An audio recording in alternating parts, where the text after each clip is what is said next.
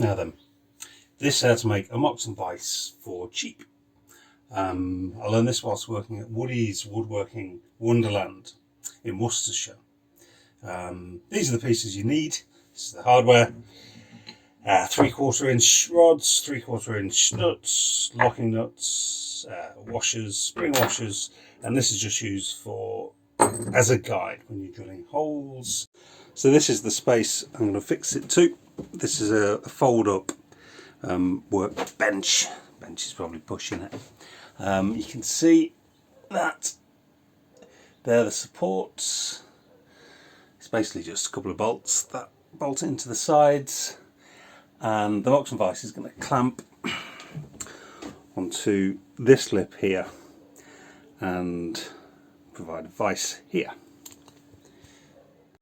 So the first thing I'm going to do is cut a bit of 2.5 by 1.5 inch batten to fit. This is going to be the face edge for one of the jaws of the vice to sit on.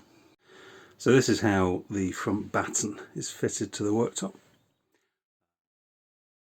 and you need to drill 2 holes through it and into this back batten that's fitted to the worktop.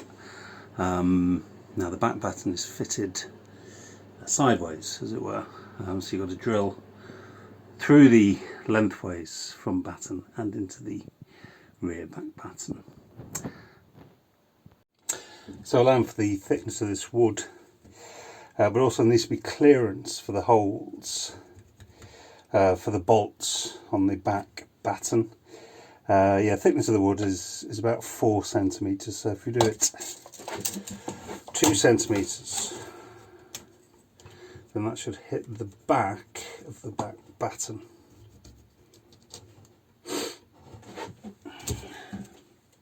Now it only has to be approximate because we're going to drill directly through this and directly into the back batten. So now you'll be needing a 20mm auger bit or hole saw or spade bit. I think spade's not terribly preferable. Yeah, to drill the holes. So once you're done, clamp your front batten up, and just make sure you've got good enough clearance. It doesn't have to be super accurate. Just check it on both sides. If needs be, you can always just enlarge the holes with your bit. So these 2 charts go on the back of the front batten, just to give it some stability. These sit against the back batten, just to resist any kind of skewing backward pressure. So I'm going to secure these with these long screws and some wood glue. Because you're going to be drilling into the end grain, you really need to drill a pilot hole, just to guide the screw through and ensure it doesn't split the wood.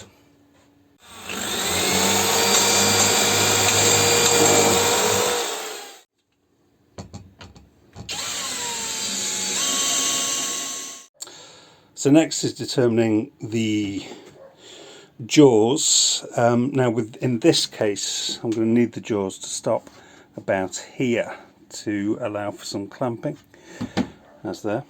I'm not sure about the height. I'm going to do about 15 centimetres. I've read somewhere it needs to be at least 4 inches.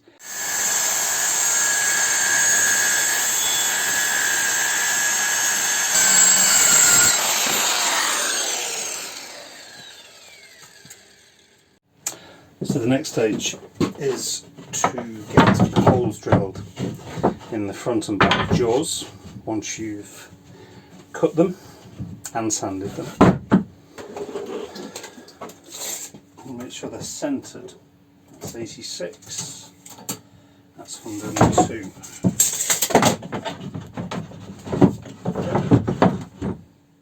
The other thing you need to remember to do is get this on so that the lip sits there. So So you're going to have an overhang like that.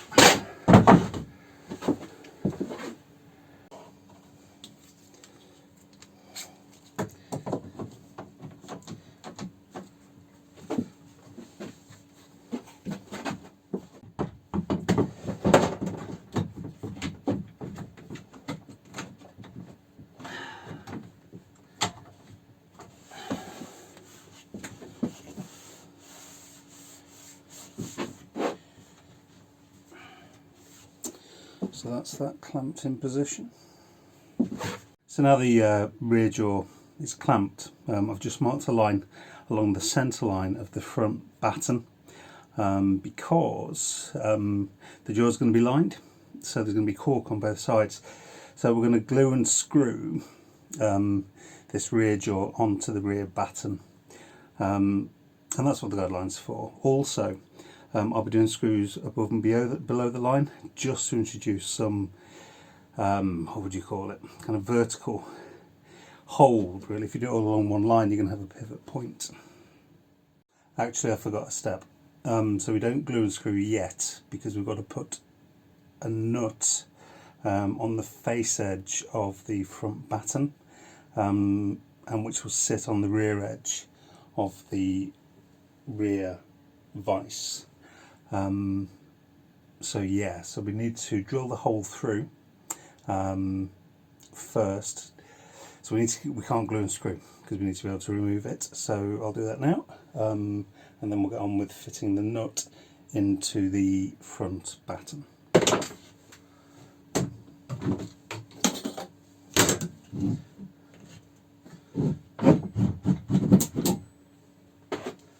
So that's the assembly at the moment, and the nut around is going to sit at the face edge of here. But first we'll drill through and drill the hole for the rear vice. So given there's going to be a lot of force here, I'm going to drill the hole. I'm going to drill out pilots and just put some screws in to hold it whilst I drill out the holes. Temporary screws.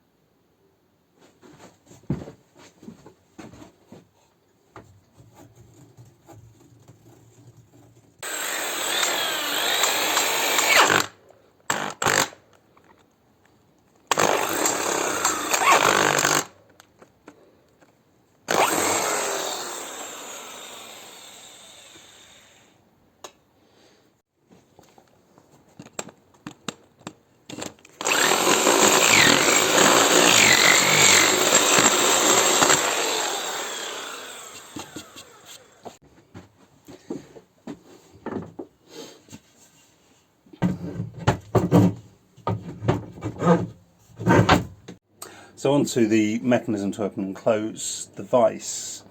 Originally, I was going to embed this locking nut into the handles. Are going to be a round disc of plywood. I was going to glue and embed this locking nut into a disc of plywood, which would then, well, you can see this closes the vice.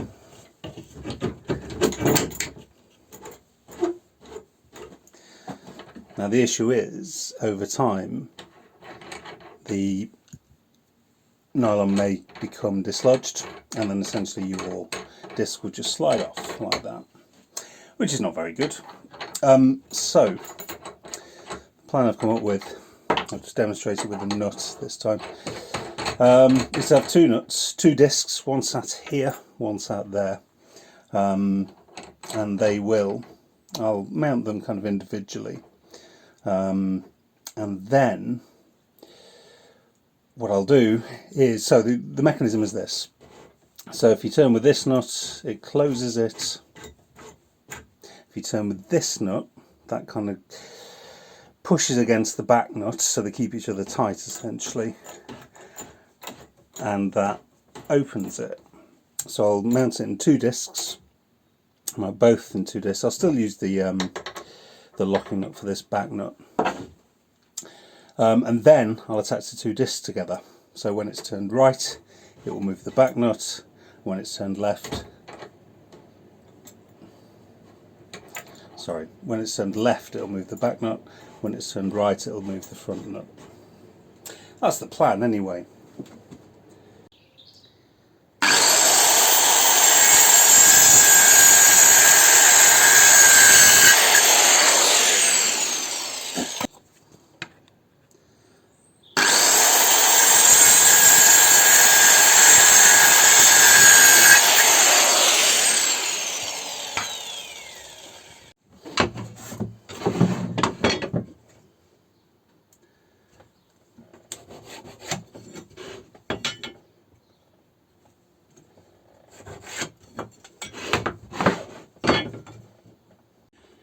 So you can improvise your own handles. I'm going for a round handle cut with this hole saw.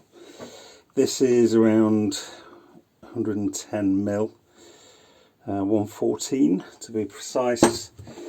And I'm going to use the this cheap drill press, £50, to have a go at it. It's the first time I've used this, so I'm going to try it on a practice piece first.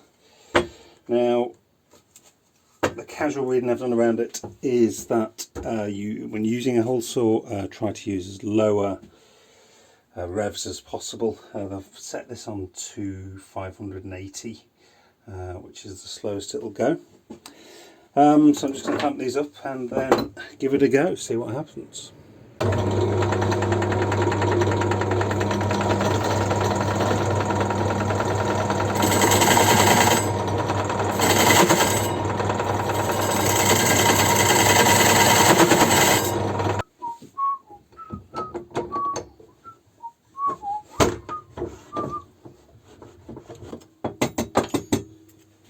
Mission successful, and we're still in one piece.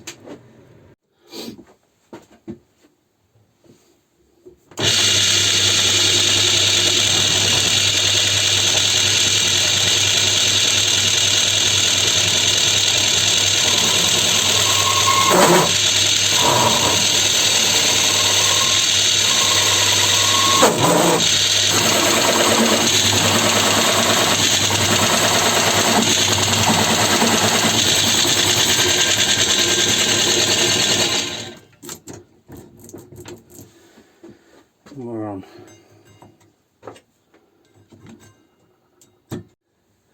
So there we have it, one wheel.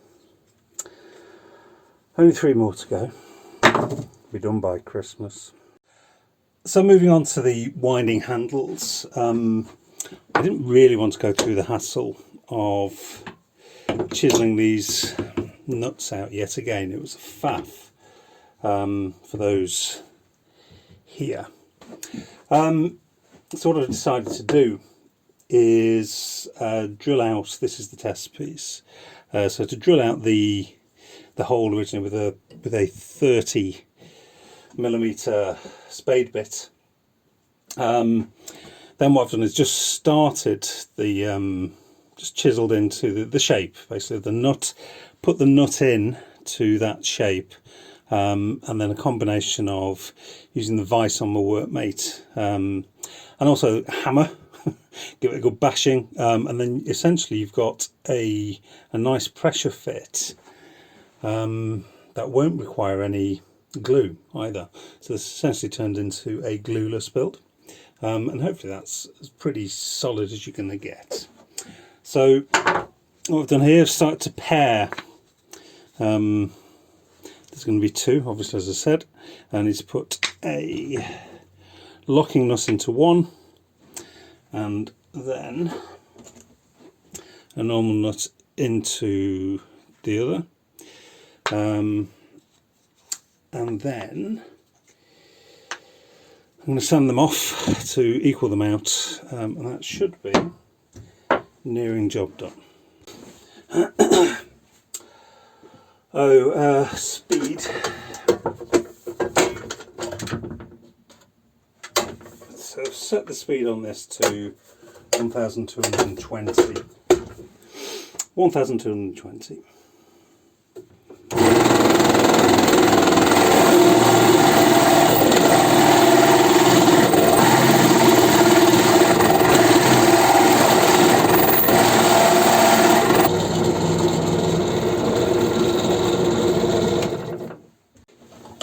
So I'm going to keep the workpiece attached to the waste piece at the moment because it helps with the pressure fit. So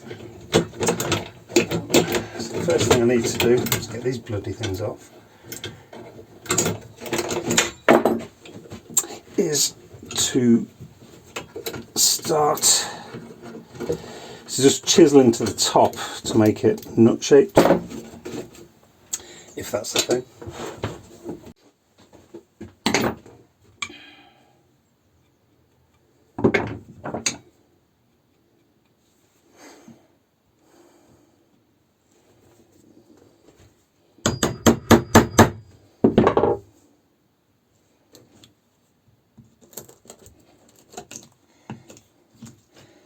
Yeah, bugger. That should sit. Right, let's take it to the vice.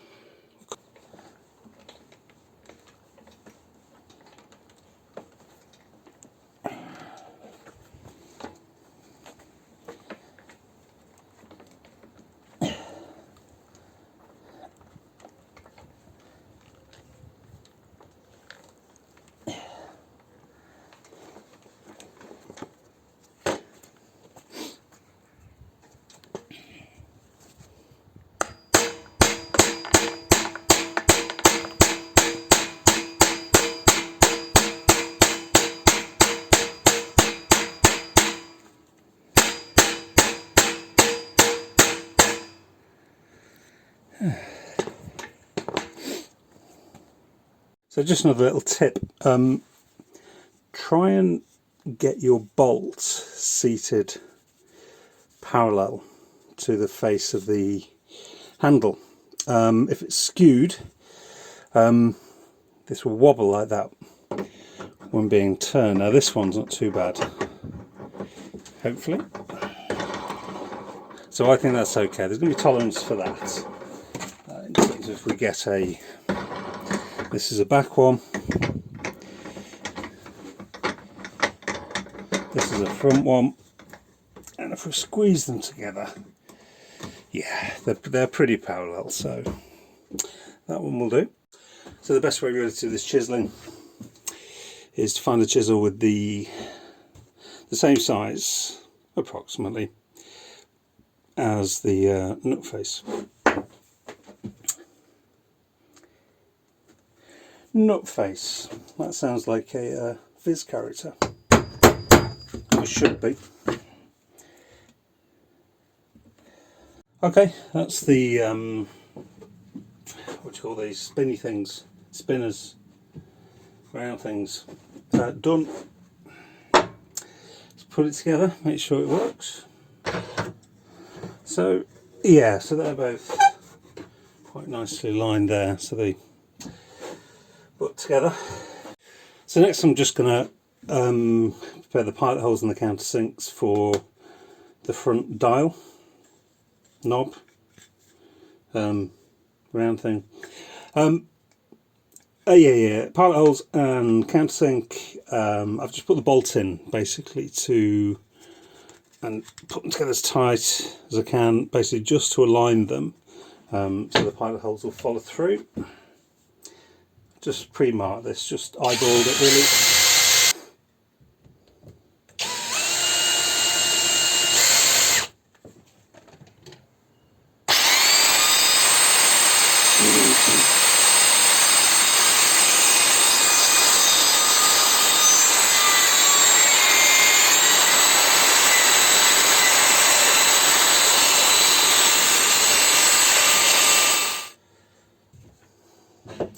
So these don't have to be super duper tight. It's really just to stop them spinning that way.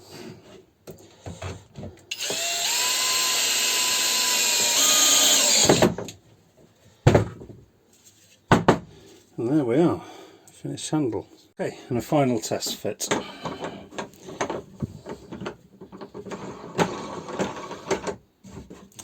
Excellent, I'm not going to tighten it up yet.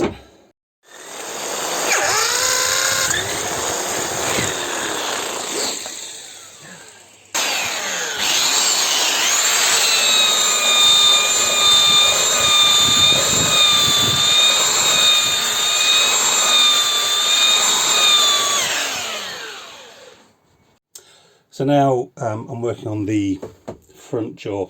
I've decided to double it up because just a single piece had far too much flex. So hopefully a doubling will give it some rigidity. So I need to put the glue in on before I clamp it, then put the screws in after that.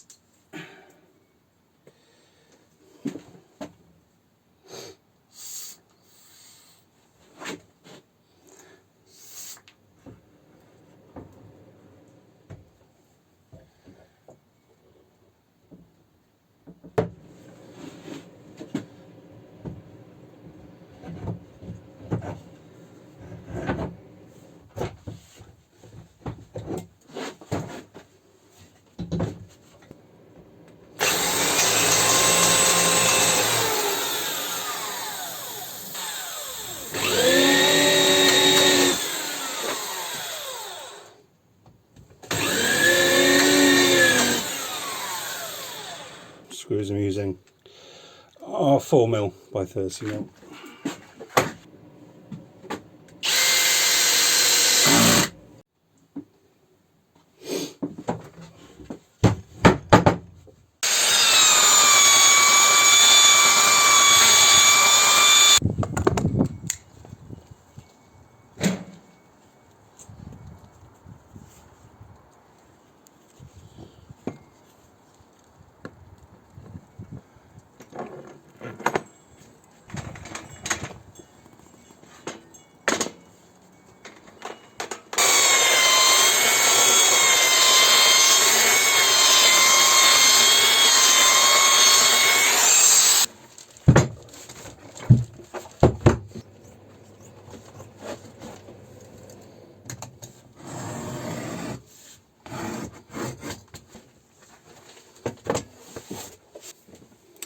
So this is stuff I'm using just for quickness really. I'm going to go for bonding both sides.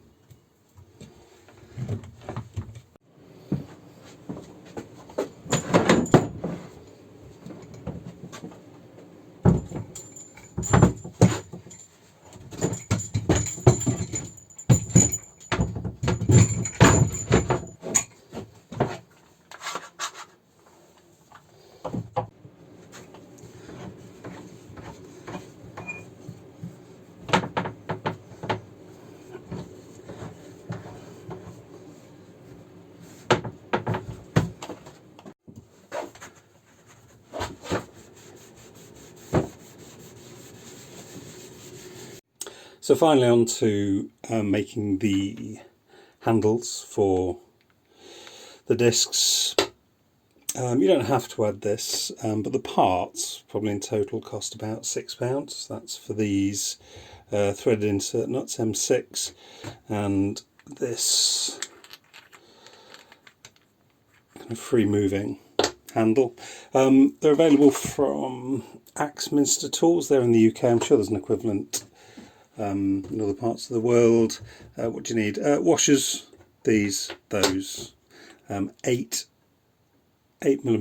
bit stopped to the depth of the nuts. That's about it, really.